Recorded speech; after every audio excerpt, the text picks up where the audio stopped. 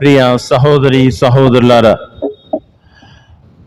మన కథోలిక విశ్వాసంలో ప్రధానమైనటువంటి సాంగ్యం లేదా ప్రధానమైనటువంటి అంశం లేదా ప్రధానమైనటువంటి కార్యం నిర్వహించేది ఏది అంటే ఈ పవిత్రమైనటువంటి దివ్య పూజా బలి. ఈ యొక్క దివ్య పూజా బలిలో అనేకమైనటువంటి సందర్భాలు, సంఘటనలను మనం గమనిస్తూ ఉంటాం. వానిలో మనం ఇమిడిపోతూ ఉంటాం, ఆస్వాదిస్తూ ఉంటాం మరియు తమేకమై ప్రార్థిస్తూ ఉంటాం. ఈ దివ్య పూజా బలిని ప్రారంభించబోయే ముందు మొట్టమొదటిగా మనం చేసేటువంటి కార్యం ఏమిటి? ప్రవేశ గీతం పాడారు. ఈ ప్రవేశ గీతం పాడమని ఎక్కడ చెప్పారు? దేవుని యొక్క సన్నిధిలోనికి రాబోయే ముందు ప్రవేశ గీతం పాడండి అని ఎక్కడ చెప్పారు? తీయండి, కీర్తన గ్రంథము 100వ అధ్యాయము 4వ వాక్యము. కృతజ్ఞతాస్తుతులతో ఆయన మందిర ద్వారమున ప్రవేశింపుడు, స్తుతి గీతములతో దేవాలయ ఆవరణమున అడుగుడు, ఆయనకు వందనములు అర్పింపుడు, ఆయన నామమును కీర్తింపుడు. ఇక్కడ పొందుపరచడం జరిగింది. ఎప్పుడైతే ఆయన యొక్క ఆలయంలోనికి, ఆయన యొక్క మందిరంలోనికి నువ్వు ప్రవేశిస్తావో అప్పుడు కృతజ్ఞతాస్తుతులతో ఆయన్ని కీర్తించండి, ఆయనకి స్తుతి గీతాలు పాడండి, ఆయనకు కృతజ్ఞత వందనాలు చేయండి అని చెప్పేసి మనకు వాక్యం పలుకుతూ ఉంది. మరి ఎందుకు స్తుతి గీతాలు పాడాలి? ఎందుకు ఈ యొక్క భక్తి గీతాలు పాడాలి? ఎందుకు ప్రవేశ గీతం పాడాలి అని అంటే, ఇక్కడ ఉన్నది మహోన్నతుడైనటువంటి దేవుడు. ఆయన మహోజ్వలుడు, మహిమాన్వితుడు, రాజులకు రాజు, రాజాది రాజు, ప్రభువులకు ప్రభు అయినటువంటి ఆ మహోన్నతుడు ఇదిగో ఈ యొక్క మందిరంలో ఆసీనుడై ఉన్నటువంటి ఆయన యొక్క సమక్షంలోనికి మనం వస్తూ ఉన్నాం. మన జీవితం ఏమిటి? తృణప్రాయమైనటువంటిది. మన యొక్క జీవితం ఎటువంటిది? ఏ క్షణంలోనైనా సరే మటుమాయము కాగలదు. మన జీవితం ఏ పాటిది? నీటి బుడగ వంటిది. ఇటువంటి క్షణికమైనటువంటి ఈ జీవితంతో ఆ ప్రభువు సన్నిధికి రాబోయే ముందు ఎవరి దగ్గరికి వస్తూ ఉన్నాం? ఎంత గొప్ప వ్యక్తి దగ్గరికి వస్తూ ఉన్నాం? దేవుడు ఈ లోకాన్ని సృష్టించినటువంటి ఆ సృష్టికర్త, ఈ లోకంలో ఉన్నటువంటి సకల జలచరాలను సృష్టించినటువంటి వాడు, సకల జీవరాశులను సృష్టించినటువంటి వాడు, సకల మానవాళిని సృష్టించినటువంటి వాడు, సమస్తమును కూడా ఆయన యొక్క అధీనంలో ఉండి నడిపించుకుంటున్నటువంటి ఆ మహోన్నతుడైనటువంటి ఆ దేవుని యొక్క సన్నిధికి వచ్చినప్పుడు కృతజ్ఞత హృదయాలతో, భక్తి కీర్తనతో, భక్తికరమైనటువంటి గీతాలతో ఆయన యొక్క మందిరంలోనికి ప్రవేశించండి అని కీర్తనాకారుడు 100వ కీర్తన 4వ వాక్యంలో పలుకుతూ ఉన్నాడు. ప్రియ సహోదరి సహోదరులారా, తరచుగా మనం అనుకుంటూ ఉంటాం, మనం ఇదిగో దేవాలయంలోనికి ప్రవేశించినప్పుడు మనమందరం క్రైస్తవులం, కథోలికలం, సంతోషం. చాలా మంది అనుకుంటారు మంత్రాలు చదువుతారు. ఇది మంత్రం కాదు, ఇది తంత్రం కాదు. ఇది దేవుని యొక్క స్తుతి, ఇది దేవుని యొక్క ఆరాధన, దేవుని యొక్క గొప్పతనమును ప్రస్తుతించడం, మహిమపరచటం. అంత గొప్ప కార్యాన్ని మనము ప్రభు సన్నిధిలో జరిపించటానికి ఆయన యొక్క సన్నిధికి వస్తూ ఉన్నాం. హెబ్రీలకు రాసినటువంటి లేఖ 10వ అధ్యాయం 21వ వాక్యంలో దేవుని యొక్క గృహమును నిర్వహించటానికి తన యొక్క యాజకుణ్ణి మన మధ్య ఉంచుతున్నాను అని చెప్తూ ఉన్నాడు. మరి ప్రతి దివ్య పూజా బలిలో ఆ దేవుని యొక్క కార్యం ఇదిగో ఈ యొక్క అప్పద్రాక్ష రసాలను ఆయన యొక్క శరీర రక్తాలుగా మార్చగలిగేటువంటి ఆ అనుగ్రహాన్ని, ఆయన యొక్క గురుత్వంలో పాల్పంచుకున్నటువంటి గురువుని ఆహ్వానిస్తూ, వచ్చినటువంటి జన సమూహాన్ని ఆహ్వానిస్తూ మహోన్నతుడైనటువంటి ఆ దేవుణ్ణి మనమందరము కూడా స్తుతిస్తూ ఆ ప్రవేశ గీతం పాడతాం. ఆయన ఎందుకు స్తుతించాలంటే అది మన బాధ్యత.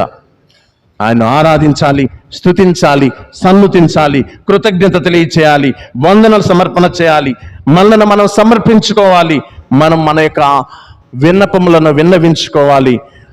ఇవన్నీ ఎందుకు చేయాలంటే మనం ఆశీర్వదించబడటానికి, మనం సంతృప్తి చెందటానికి, మనం ఈ యొక్క జీవాహారాన్ని లోకొనటానికి, జీవజల ధారను మనలో ప్రవహింప చేసుకోవడానికి నిన్ను నీవు ఆలయములోనికి భక్తిపూర్వకముగా ఎంతో శ్రద్ధతో ప్రవేశించేటట్లుగా నిన్ను నీవు మార్చుకుంటూ ప్రభువు సన్నిధికి రావాలి. ప్రవేశ గీతంలో ఉన్నటువంటి అర్థం, ఏ పూజాబలైనా చూడండి, ప్రపంచంలో నిర్వహిస్తున్నటువంటి సమర్పిస్తున్నటువంటి ఏ దివ్య పూజాబలైనా సరే మొట్టమొదట ప్రవేశ గీతంతో ప్రారంభమవుతుంది. ఎందుకంటే మనం మహోన్నతమైనటువంటి దేవుని యొక్క సన్నిధికి వస్తూ కృతజ్ఞతా వందనాలతో స్తుతి గీతం పాడమని కీర్తనాకారుడు మనకు బోధిస్తూ ఉన్నాడు. రెండవ కార్యం, శుభవచనాలతో త్రిత్వేక సర్వేశ్వరుని యొక్క నామముతో ఈ పవిత్రమైనటువంటి బలియాగాన్ని గురువు ప్రారంభిస్తూ ఉన్నాడు. ఎక్కడైనా ఏ దేవాలయంలోనైనా ఈ పవిత్రమైనటువంటి బలియాగం జరిగేటువంటి ఆ ప్రశస్తమైనటువంటి సమయంలో ప్రతి కార్యానికి ప్రారంభముగా త్రిత్వేక సర్వేశ్వరుడు పితా పుత్ర పవిత్ర ఆత్మల పేరు మీదుగా ఈ పవిత్రమైనటువంటి కార్యము ప్రారంభిస్తూ ఉంటారు. నన్ను సృష్టించినటువంటి ఆ త్రిత్వేక సర్వేశ్వరుని యొక్క అతి గొప్ప అతి శ్రేష్టమైనటువంటి నామమును మనం స్మరిస్తూ ఉన్నాం. అంత మహద్భాగ్యంతో అంత గొప్ప ఔచిత్యము కలిగినటువంటి ఆ యొక్క పేరుతో ఈ యొక్క దివ్య బలిని మనం ప్రారంభిస్తూ ఉన్నాం. ఆ ప్రభు అంటున్నాడు, ఎక్కడ ఇద్దరు లేక ముగ్గురు నా నామమును కూడి ప్రార్థిస్తారో వారి మధ్య నేనున్నాను అని చెప్పి మత్తయి రాసినటువంటి సువిశేషము 18వ అధ్యాయము 20వ వాక్యంలో పలుకుతూ ఉన్నాడు. ప్రియ సహోదరి సహోదరులారా, మరి మనమందరం కూడా ఆ ప్రభు పేరట ఇక్కడ ఉన్నాం. మనమందరం రావడానికి కారణం ప్రభు అయినటువంటి యేసు క్రీస్తు పేరట మనం ఇక్కడ ప్రవేశించి ఉన్నాం. కాబట్టి మనము ఆయన యొక్క పేరట మనం ఈ పవిత్రమైనటువంటి దివ్య పూజా బలిని ప్రారంభిస్తూ ఉన్నాం. మరియు ప్రారంభించిన తరువాత గురువు మన నాథుడైనటువంటి యేసుక్రీస్తు యొక్క కృప, సర్వేశ్వరుని ప్రేమ, పవిత్రాత్మ సహవాసము మీ అందరితో ఉండాలి అని చెప్పేసి ప్రార్థన చేస్తాడు. ఎక్కడ రాయబడి ఉన్నది ఈ వాక్యం? ఒక చోట కాదు, బైబిల్ గ్రంథంలో అనేక చోట్ల ఈ యొక్క పదం రాయబడి ఉంటుంది. ఎఫెసీయులకు రాసినటువంటి లేఖ 1వ అధ్యాయం 2వ వాక్యంలో తెలియజేస్తూ ఉన్నాడు, మన తండ్రి యగు దేవుని నుండి ప్రభువుకు యేసుక్రీస్తు నుండి మీకు కృపయు శాంతియు కలుగునగాక అని సంబోధిస్తూ ఉంటాడు. గలతీయులకు రాసినటువంటి లేఖ 1వ అధ్యాయం 3వ వాక్యంలోను, కొరింథీయులకు రాసినటువంటి మొదటి లేఖ 1వ అధ్యాయం 2వ వాక్యంలోను, కొరింథీయులకు రాసినటువంటి 2వ లేఖ 1వ అధ్యాయం 2వ వాక్యంలో కూడా ఇదే విధమైనటువంటి అభివాదాన్ని తన యొక్క ప్రజలకు తెలియచేస్తూ ఉంటాడు. ఇక్కడ నుంచి ఈ పవిత్రమైనటువంటి అభివాదాన్ని కథోలిక సంఘం స్వీకరిస్తుంది. మనం ఏదో ఒక చిన్న ప్రార్థన చేయడం కాదు, బైబిల్ను ఆధారంగా చేసుకొని ప్రతి ఒక్క అంశాన్ని కూడా పొందుపరుచుకోవడం జరిగింది. ఆ తరువాత జరిగినటువంటి ప్రక్రియ పశ్చాత్తాపం అవసరం. పరస్పరం పశ్చాత్తాపడమంటుంది వాక్యం. మాట్లాడుతూ ఉన్నాను, పాపిని యేసు ప్రభువు అని మనం పశ్చాత్తాప ప్రార్థన చేస్తాం. పాప సంకీర్తన ప్రార్థన, సర్వశక్తి గల సర్వేశ్వరుని చెంతను సహోదరి సహోదరులారా మీ చెంతను నా పాపములను ఒప్పుకొనుచున్నాను. ఎక్కడున్నది ఈ వాక్యం? యాకోబు రాసినటువంటి పత్రిక 5వ అధ్యాయము 16వ వాక్యం. కాబట్టి పరస్పరము మీ పాపములను ఒప్పుకొనుడు, ఒకరి కోసం ఒకరు ప్రార్థించుకొనుడు, అప్పుడు మీరు స్వస్థులగుదురు. నీతిమంతుని ప్రార్థన మహాశక్తివంతమైనటువంటి ప్రార్థన. యోహాను రాసినటువంటి మొదటి లేఖలో 1వ అధ్యాయం 9వ వాక్యంలో తెలియజేస్తూ ఉన్నాడు, కానీ దేవుని ఎదుట మన పాపములను ఒప్పుకొన్నచో ఆయన మన పాపములను క్షమించి మన అవినీతి నుండి మనలను శుద్ధి చేయును అంటున్నాడు. మరి నువ్వు ఎవరి దగ్గరికి వస్తున్నావు? మహోన్నతుడైనటువంటి దేవుని దగ్గరికి వస్తూ ఆయన దగ్గరకు వచ్చినప్పుడు నువ్వు చేయవలసిందేంటి? నీ యొక్క పాపములను ఒప్పుకోవాలి.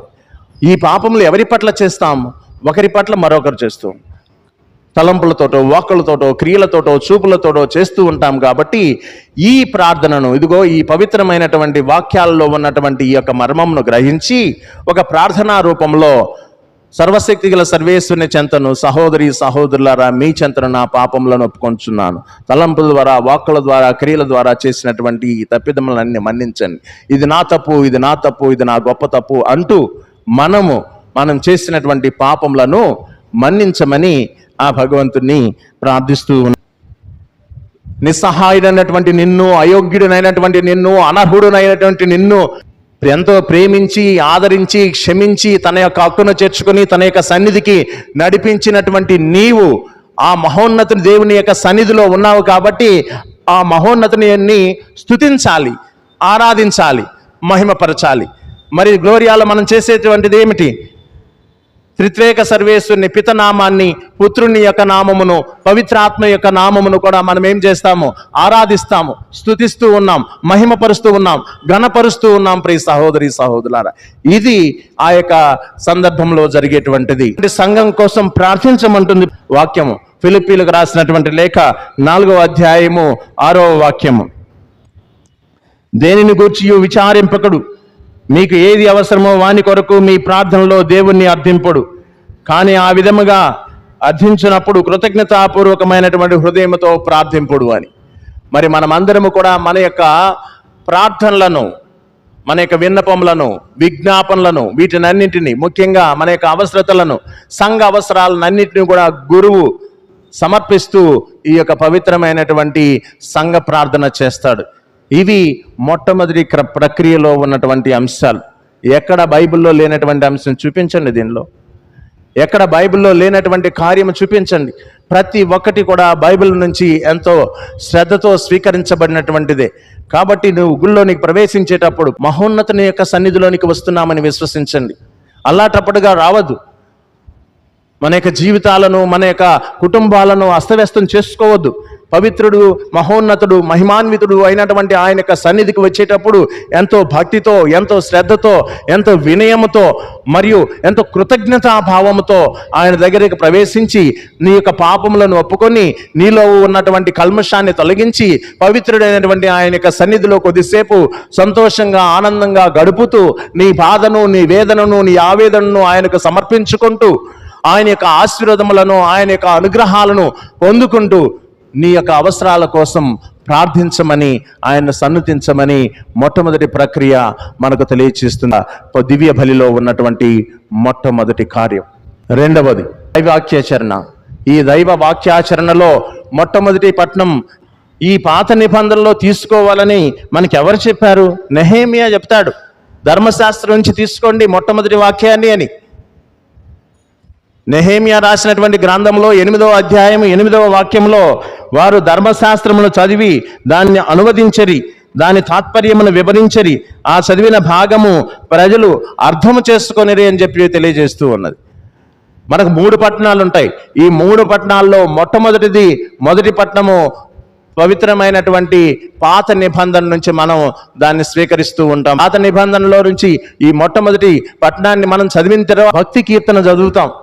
భక్తి కీర్తన చదవండి, లేకపోతే దానికి సముచితమైనటువంటి కీర్తన పాడండి అని చెప్పి కూడా మనకు కొలొస్సీయులకు రాసినటువంటి లేఖలో పునీత పౌలు 3వ అధ్యాయము 16వ వాక్యంలో తెలియచేస్తూ ఉన్నారు. క్రీస్తు సందేశం మీ హృదయంలో సమృద్ధిగా ఉండవలెను, పూర్తి విజ్ఞతతో ఒకరికొకరు బోధించుకొనుచు బుద్ధి చెప్పుకొనుడు, కీర్తనలను, గీతములను, భక్తి గీతములను గానము చేయుడు, మీ హృదయాంతరాళముల నుండి దేవునికి కృతజ్ఞతలు తెలుపుచు గానము చేయుడు అంటున్నాడు. భక్తి కీర్తన అంతా కూడా కృతజ్ఞతాస్తుతియే. భక్తి కీర్తన ఎప్పుడు చూసినా సరే కీర్తనల నుంచి స్వీకరించడం జరుగుతుంది. ఈ కీర్తనల నుంచి స్వీకరించినటువంటి ఈ భక్తి కీర్తన నీవు కృతజ్ఞతతో ఆ భగవంతుణ్ణి నీ యొక్క వందన సమర్పణ చేస్తున్నటువంటి ప్రక్రియ. ఆ తర్వాత 2వ పట్టణం. ఈ 2వ పట్టణం గురించి తిమోతికి రాసినటువంటి లేఖలో మొదటి లేఖ 4వ అధ్యాయం 13వ వాక్యంలో, నేను వచ్చే వరకు నీవు పరిశుద్ధ గ్రంథ పట్టణమును బోధించటందును శ్రద్ధ కలిగి ఉండమంటాడు. ఆ ప్రభువు 2వ రాకడ వచ్చేంత వరకు కూడా ఇదిగో ఈ పవిత్రమైనటువంటి ఈ భాగం నుంచి, అనగా లేఖల నుంచి ప్రత్యేకించి నూతన నిబంధనలో 2వ భాగము నుంచి ఈ యొక్క 2వ పట్టణాన్ని స్వీకరించమని చెప్పి మనకు తెలియచేస్తూ ఉన్నాడు. ఈ యొక్క హల్లెలూయా గురించి కూడా ప్రభు నీతో ఏం మాట్లాడబోతూ ఉన్నాడు, ప్రభు నిన్ను ఏ విధంగా ఆశీర్వదించబోతూ ఉన్నాడు, ప్రభు ఏ విధంగా నీ యొక్క హృదయాన్ని ప్రజ్వరిల్లింపజేయబోతూ ఉన్నాడు అన్నటువంటి విషయాలను తెలుసుకునేడానికి ఫిలిప్పును ఒక ప్రశ్న అడుగుతాడు. ఆయనకు తెలుసు 5,000 మందికి ఆహారం పెట్టబోయే ముందు ఆయన ఎంత గొప్ప కార్యం చేయబోతూ ఉన్నాడు ఆ ప్రభువుకి తెలుసు. కానీ అక్కడ ఉన్నటువంటి ఫిలిప్పుని ప్రశ్నిస్తూ ఉన్నాడు. ఏమని అడుగుతూ ఉన్నాడు? ఫిలిప్పుని పరీక్షించడానికి యేసు ఇట్లా పలికెను, ఏలయనా తానేమి చేయబోతున్నది ఆయనకి తెలియను. జరగబోయేటువంటి కార్యము నిన్ను దర్శించబోతూ ఉన్నాడు వాక్యం ద్వారా, నిన్ను తాకబోతూ ఉన్నాడు వాక్యం ద్వారా, నీతో మాట్లాడబోతూ ఉన్నాడు వాక్యం ద్వారా ప్రభు. అటువంటి సందర్భంలో ఆయన్ను స్తుతిస్తూ ఆరాధిస్తూ ఆయనకు హల్లెలూయా గీతాలు పాడుకుంటూ ఆయన యొక్క వాక్యాన్ని మనలోనికి, మన యొక్క హృదయంలోనికి ఆహ్వానించ గురువు ఈ యొక్క సువిశేష పట్టణాన్ని ఎక్కడి నుంచి చదువుతాడు? మనకి 4 సువార్తలన్నా సువిశేషాలన్నా కూడా అవే. కాబట్టి ఈ 4 సువార్తల నుంచి మనము 3వ పట్టణాన్ని స్వీకరిస్తాం. ఎందుకు ప్రతిసారి కూడా ఈ 4 పట్టణాల గురించి నుంచే ధ్యానిస్తామంటే, ఇవి స్వచ్ఛంగా ప్రభు అయినటువంటి క్రీస్తు పలికినటువంటి మాటలు. బైబిల్ గ్రంథంలో మిగిలినటువంటి అన్ని చోట్ల కూడా పవిత్రాత్మ ప్రేరణ వలన రాసినటువంటి మాటలు. కానీ ఈ 4 కూడా పవిత్రాత్మ ప్రేరణతో పాటు సాక్షాత్తు క్రీస్తు నోట నుండి వెలువడినటువంటి పలుకులైవి. అవి సాక్షాత్తు నీతో మాట్లాడుతూ ఉన్నాడు. ఆయన మత్తయి రాసినటువంటి సువిశేషంలో 4వ అధ్యాయం 4వ వాక్యంలో తెలియజేస్తాడు, మానవుడు కేవలము రొట్టె వలనే జీవింపడు కానీ దేవుని నోట నుండి వచ్చు ప్రతి మాట వలన జీవించును అని చెప్తూ ఉన్నాడు.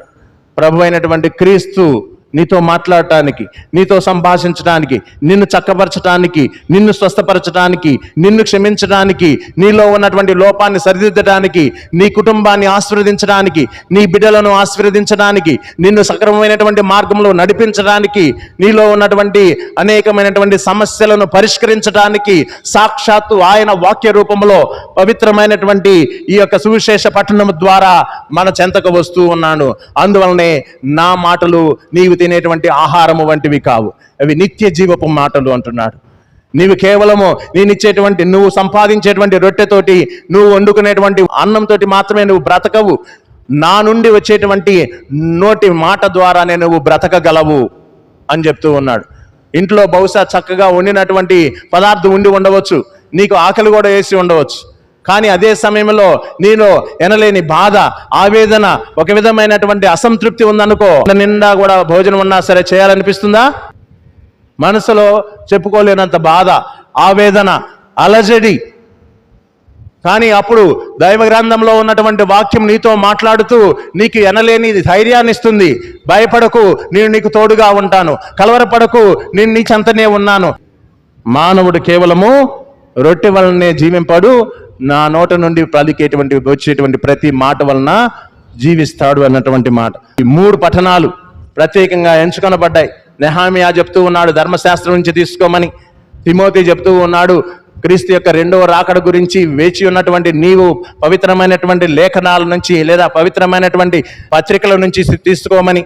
3వ పట్టణం చెప్తూ ఉన్నది మనకు సువిశేష పట్టణం నుంచి స్వీకరించమని. ఇవన్నీ కూడా క్రోడీకరించి గురువు, ఉపదేశి లేదా పరిచారకుడు నీకు దేవుడు తనను ప్రేరేపించిన విధంగా మనకు బోధిస్తూ ఉంటారు. ఎందుకు ప్రసంగం చెప్పాలి? ఇది ప్రభువు ఆదేశిస్తూ ఉంటాడు. వివరించు. అందరూ అర్థం చేసుకోరేమో, అందరూ గ్రహించలేరేమో, అందరికీ కూడా ఈ పవిత్రమైనటువంటి మర్మాలు విదితం కావేమో, కాబట్టి నీవు వివరించమని చెప్తూ ఉన్నాడు. లూకా శుభవార్త 24వ అధ్యాయం 27వ వాక్యంలో సాక్షాత్తు ప్రభు అయినటువంటి క్రీస్తునాథుడు 2 ఎమావు పట్టణానికి వెళ్తున్నటువంటి సేవకులతో ముచ్చటిస్తూ ఉంటాడు. అప్పుడు మోషే మొదలుకొని ప్రవక్తలందరి లేఖనంలో తనను గూర్చి వ్రాయబడినది అన్ని వారికి వివరించారు. మరి అదే వివరిస్తారు. ఆ వివరించినప్పుడు నీ యొక్క మనసు విప్పి ఆలకిస్తే బహుశా నిన్ను కొంచెం తాగుతూ ఉంటుంది. అది మనసు విప్పకుండా, వినకుండా, దిక్కులు చూస్తూ ఇక్కడ బాడీ ప్రెసెంట్ మైండ్ ఆబ్సెంట్ లా ఉన్నట్లయితే మన బుర్రకేది ఎక్కదు. అదే జరిగింది అక్కడ ఉన్నటువంటి 2 శిష్యులు కూడా. ఆయనతో నడిచారు, ఆయనతో ఉన్నారు, ఆయనతో సహవాసం చేశారు, ఆయన చెప్పినటువంటి మాటలు ఆలకించారు, ఆయన దారి మధ్యలో అనేకమైనటువంటి విషయాలు బోధిస్తూ ఉన్నారు. కానీ వారి యొక్క హృదయాలు ప్రజ్వరిల్లలేదు. అదే ప్రశ్నిస్తూ ఉంటారు 24వ అధ్యాయం లూకా శుభవార్త 32వ వాక్యంలో. ఆయన మార్గములో మనతో మాట్లాడుతున్నప్పుడు, లేఖనములన్నీ మనకు వివరించుచున్నప్పుడు మన హృదయములు ప్రజ్వరిల్లలేదా? ప్రతి గురువు చేసేటువంటి ప్రతి అంశానికి కూడా బైబిల్ ఆధారంగా ప్రతి వాక్యము కూడా పొందుపరచబడినది. నీకు, నాకు మరియు అతి సామాన్యమైనటువంటి మనిషికి కూడా అర్థమయ్యేటువంటి విధంగా మన యొక్క మాటలను అనువదించుకున్నాము తప్ప ప్రార్థనలో ప్రతిదీ కూడా ఈ పవిత్రమైనటువంటి దివ్య గ్రంథం నుంచే స్వీకరించడం జరిగింది.